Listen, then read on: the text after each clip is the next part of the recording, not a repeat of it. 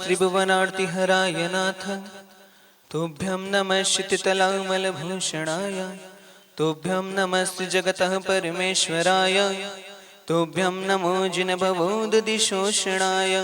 चलो देवादिदेव गजरट आदिनाथ भगवान की, महावीर भगवान की, मुनि कुंजर ज्येष्ठाचार्य गुरु राधी सागर जी महाराज की, तीर्थ भक्त शिरोमणि आचार्य श्री महावीर कीर्ति जी महाराज की, वात्सल्य रत्नाकर आचार्य शिक्षोड़ीमल सागर जी महाराज की। अजप जोग संपन्नम सुद सिद्धंत पारिगम इंद्रियगाम दंतम च वंदे सम्मदि सायरम।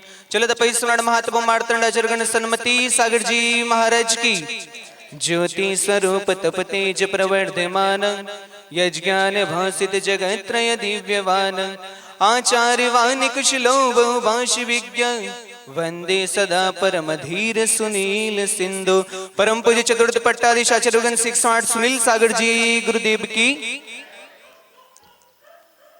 आज तपस्वी सम्राट गुरुदेव का 15वां समाधि दिवस हम लोग यहाँ मना रहे, और जैसी उनको साधना पसंद थी, जैसे उनको रहना पसंद था, ऐसे ही माहौल में आज अपन ने उनका समाधि दिवस बनाया। सागर के किनारे, समुद्र के किनारे पर उनको एक टेंट बेंट लाइट इनसे बहुत दूर ही रहते थे और अधिकतर वो अपनी साधना में ही मग्न रहते थे। अभी सब बता रहे थे, सब नई नई अलग अलग बातें बता रहे, तपस्वी सम्राट के आशीर्वाद से ऐसा हुआ। अभी भरत जी बता रहे जैसे विमल सागर जी, सन्मय सागर जी को श्रीफल चढ़ा दो तो अपना काम भी पूरा हो जाता है। तो ऐसे ही किशनगढ़ का प्रसंग है मेरा। 3-4 दिन से स्वास्थ्य बहुत खराब था। इधर पिछी परिवर्तन का कार्यक्रम चल रहा था और मुझसे बैठा भी नहीं जा रहा था। मैं पांडाल के बाजू वाले उसमें जाके लेट गया। थोड़ी देर लेटा तो मेरे को नींद लग गई। नींद लगी तो 10 से 15 मिनट बाद मेरे को एक स्वप्न आया। सन्मति सागर जी महाराज जैसे वो बैठते थे, ऐसे बैठ के वो मेरे सामने ऐसे बैठे हुए और जोर से चिल्लाते हुए बोले, क्या हो रहा है? मैं कहा 3-4 दिनों के पेट में दुख रहा है, आहार नहीं होता है, तबीयत खराब हो रही है। तो उन्होंने बोला कि मैं बताता हूं ऐसे आहार करना। पहले पानी पीना, दूध लेना, मीठा खाना, उसके बाद ग्रास के स्टार्ट के जो खोलते हैं ना उसको, पतली जो पड़ होती है फूलता है उसके बाद पतली 4 ग्रास वो लेना। उसके बाद तेरे को जो आहार करना वो करना। और आज जब भी उस विधि से और उस तरीके से आहार होता है तो कभी भी आहार में तकलीफ नहीं होती है। ये स्वप्न के माध्यम से भी तभी सम्राट गुरुदेव का आशीर्वाद प्राप्त हुआ। और ऐसे स्वप्न के अंदर ऐसे दोनों, एक हाथ पीछे और एक हाथ आगे, ऐसे जोर से पेट पे मालिश की। उस दिन का दिन और आज का दिन अभी तक कभी पेट में दर्द नहीं होता। ऐसी गुरु कृपा, सच्ची श्रद्धा करने से हमको ऐसी गुरु कृपा मिलती है। और परसों हम लोग परम पूज्य गुरुदेव का पट्टाचार्य महोत्सव भी मनाएंगे। क्यों चुना तपस्वी सम्राट में आचार्य भगवान को? वो तो सच्चे रत्नधारी थे, सच्चे सम्यक दृष्टि, सच्ची साधना करने वाले तो थे ही, लेकिन उन्होंने पूज्य गुरुदेव को क्यों चुना? हम ऐसे तो किसी के भावों से नहीं बता सकते कि वो क्या है, लेकिन हम बाहरी चीजों से हम बता सकते हैं कि गुरुदेव की साधना कैसी है। सम्यक दर्शन के 8 अंग होते हैं। निसंख्य निखंख्य निविंक्तिच्छामुड़ीठीय उगण ठिड्डीकरण वच्छल पहावणा चेदी। निशंकित अंग पहला, उसका अर्थ है जिनेंद्र भगवान के ऊपर सच्ची श्रद्धान करना। जिनेंद्र भगवान ने जो कहा उस पर सच्ची श्रद्धान करना। और गुरुदेव को बचपन से ही बोले, जब से उन्होंने 7वीं क्लास में रत्नकरण श्रावकाचार्य का स्वाध्याय किया तब से उनको सच्चे देव शास्त्र गुरु पर श्रद्धान हो गई। और 9वीं क्लास का उनका एक प्रसंग है, वो अपने मित्रों के साथ में एक हॉल में रुके थे, भाइयों के साथ में, मित्रों के साथ में हॉल में रुके थे। तो सबने ना बोला कि इस हॉल में व्यंतर की बाधा है, आप इस हॉल में नहीं रुक सकते। तो गुरुजी ने बोला, गृहस्थ अवस्था में थे, हॉस्टल में पढ़ते थे तब, तो गुरुजी ने बोला नहीं हम यहीं रुकेंगे। और रात्रि का समय, सारे खिड़की दरवाजे बंद कर दिए थे और सब लोग विश्राम कर रहे थे। तब एकदम से सारे खिड़की दरवाजे हिलने लगे, आवाज आने लगी, सारे चिटकनी खुल गई, सारे गेट खुल गए। सब जितने दोस्त है सब सोए, लेकिन गुरुजी उठे। गुरुजी को उधर से कुछ व्हाइट ऐसे कुछ जाते हुए दिखा। तो गुरुजी ने कंटिन्यू नमोकार मंत्र पढ़ना चालू किया। नमो ओरियंतान मतलब कंटिन्यू करना। वो जो शक्ति जो भी होगी व्यंतरवासी होगा वो गुरुजी के निकट आ रहा था, लेकिन गुरुजी कंटिन्यू नमोकार मंत्र पढ़े जा रहे थे। जैसे गुरुजी ने नमोकार मंत्र पढ़ना चालू किया, चल रहा था और एकदम से चली गई। और जब सुबह प्रसंग सबको बताया तो सबने सच्ची श्रद्धा की कि नहीं, नमोकार मंत्र पे आस्था रखने से। और गुरुजी ने उस दिन सब मित्रों की और उनके भाई बहनों की सबकी उन्होंने रक्षा की, उनको सच्ची श्रद्धा थी। दूसरा अंग है निकांक्षित। निकांक्षित अर्थात किसी चीज की कांक्षा नहीं करना, किसी चीज की इच्छा नहीं करना। अब ऐसे होनहार शिष्य थे, इन्होंने दीक्षा लेने के बाद ही शायद 2-3 साल में नई नई रचना कर दी, प्राकृत ग्रंथों की रचना कर दी। तो जब पुस्तक छपती थी और दूसरे संघों में जाती, दूसरे साधु के पास जाती थी, ये ग्रंथ है, इसको पढ़ते थे तो उनको लगता है ये शिष्य होनहार है, तो सभी दूसरे संघों से आचार्य जी के लिए पत्र आ जाता था कि आप हमारे पास आ जाओ, हम आपको आचार्य बना देंगे, हमारे पास आ जाओ, हम आपको हमारा पद दे देंगे। लेकिन उन्होंने अपनी साधना का, उन्होंने किसी भी चीज की कांक्षा नहीं की, इच्छा नहीं की।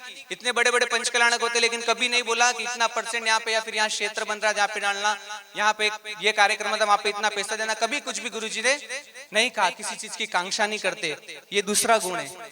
तीसरा गुण है निर्विचिकित्सा, मतलब मुनियों की मलिन शरीर को देखकर ग्लानि नहीं करना।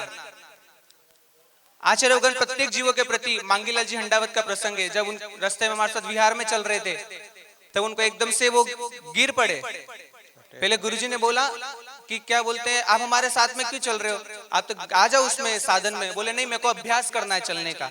और फिर मेरे साथ चल रहे थे, मैंने उनको ऐसे ही बात की, मैंने कहा आप चल ही रहे हो, तब क्या बोलते, जल्दी से 11 प्रतिमा आदि श्रावक के व्रत, शुल्लक के व्रत धारण करो। बस अब मेरी यही भावना है। और ये बात करते करते थोड़ा सा मैं आगे गया और वो उनको अटैक आया और वो नीचे गिर गए। जैसे ही गिरे तो उनके मुंह से झाग आने लग गए, वो वमन होने लगा। और उस समय कुछ साधन, कपड़ा कुछ भी नहीं, गुरुजी ने अपने हाथों से वो पूरा साफ कर लिया। क्यों? यह है निर्विचिकित्सा अंग, कि किसी भी शरीर को देख के ग्लानि नहीं करना। चौथा है अमूढ़ दृष्टि, आगम पे सच्ची श्रद्धान करना। सूरत का प्रसंग है कि कुछ लोग आए गुरुजी से, बोले कि आप हमारे पंथ को सपोर्ट करो। क्या करो? हमारा जो पक्ष है, हमारा जो पंथ है, उसको सपोर्ट करो तो हम आपको ऊपर उठा देंगे। तो आचार्य बोला, मैं किसी पंथ को सपोर्ट नहीं करता, मैं किसी पक्ष को सपोर्ट नहीं करता, मैं तो मेरी साधना करता हूँ, और जो जिनेंद्र भगवान द्वारा जो कहा गया आगम है, मैं उसी की प्रभावना करता हूँ। उपगुहन अंग, किसी को भी, जैसे समाज के लोग हैं, साधुगण है, उनको किससे कितनी भी बड़ी गलती हो जाए, गुरुजी का एक गुण है कि किससे कितनी भी बड़ी गलती हो जाए, लेकिन जब तक गुरुजी उसमें निमित्त बन सकते तब तक वो उसको कभी डूबने नहीं देते। उसको प्रायश्चित देकर, उसको समझाकर, जैसे भी उसको क्या बोलते हैं, वापस उसके मार्ग पे वापस उसको लगा देते। नहीं तो कहीं और होता है, छोटी सी गलती कर दे कुछ को, उसको चिल्ला देते, छोटी सी कुछ गलती कर दे, कपड़े पहना दो। तो ऐसे नहीं, गुरुजी की ये इतनी भावना है कि जब तक मैं बैठा हूं, जब तक मैं अगर बन सकता है, तब तक मैं आपको डूबने नहीं दूंगा। अगर आप खुद से डूबते हो तो आपके ऊपर है। छठा अंग स्थितिकरण। स्थितिकरण का अर्थ है कि जो मार्ग से भटक रहा है उसको स्थितिकरण करना। कई सारे युवा है जिनको पता ही नहीं हमको कहाँ जाना है, क्या करना है, लेकिन पूज्य गुरुदेव ऐसे जो एक बार गुरु चरणों में आता है तो अगली बार 4-4 साथ में लेके आता है। एक बार जो गुरुदेव के चरणों, किसी को शास्त्र पढ़ने की इच्छा नहीं होती, लेकिन जब रात को गुरुजी का वैयावर्ती के निमित्त से लोग आते हैं, तब उनको बच्चों को, युवाओं को शास्त्र भी दे दो तो वो शास्त्र भी हंसते खेलते पढ़ते। जब वो शास्त्र पढ़ते, गुरुजी की मुस्कान, उनकी जो स्थितिकरण ऐसे ही हो जाता है। गुरुजी को कुछ बोलना नहीं पड़ता, 24 घंटे में से 18 घंटे मौन रहते, फिर भी गुरुजी की जो मुस्कान है, उस मुस्कान से जो स्थितिकरण हो जाता है, उस मुस्कान से जो सबको भावना मिल जाती है, तो वो भटके हुए मार्ग से भी आ जाता है। सातवां अंग वात्सल्य। वात्सल्य तो सब लोग जानते ही है, सब लोग देख ही रहे कि कैसी उनकी कृपा है। एक एक छोटे से छोटे जीव से लेके बड़े से बड़े जीव तक। एक बार बिहार में 15-17 किलोमीटर बिहार करना था, रास्ते में एक गाय थी, उसका पूरा पेट फट गया था।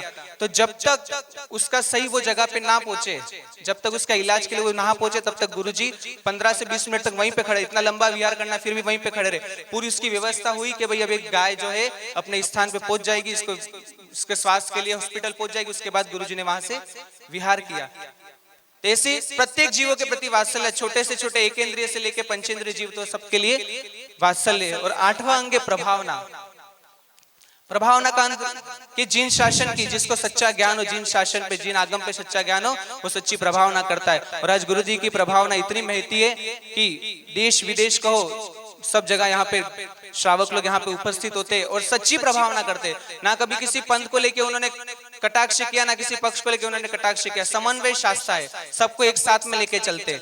और दूसरे संप्रदाय के साधु भी आ जाए तो अपने सम्यक दर्शन में दोष ना लगे और उनको भी बुरा ना लगे, ये भी चीज को लेते हुए ऐसे मीठे शब्द और ऐसे शब्दों से गुरुजी अपनी बात रखते हैं, अपना पूर्ति करते हैं, ताकि वो सामने वाला समझ भी जाता है। ऐसे इन गुणों को, इन 8 गुणों को देखकर, ऐसे ऐसे 8 गुण इन पूज्य गुरुदेव में थे, इन 8 गुणों को देखकर तपस्वी सम्राट ने सोचा होगा कि सच्चे साधक यही है, सच्चे इस मार्ग को आगे बढ़ाने वाले यही होंगे, और सच्ची साधना करने वाले और जिन शासन की महती प्रभावना कराने वाले परम पूज्य चतुर्थ पट्टाचार्य सुनील सागर जी गुरुदेव होंगे। तो इसलिए उन्होंने ऐसा आदेश दिया और उन्होंने ऐसी मार्ग बताया कि संत सुनील सागर जी आगे पूरे संघ को संभालेंगे।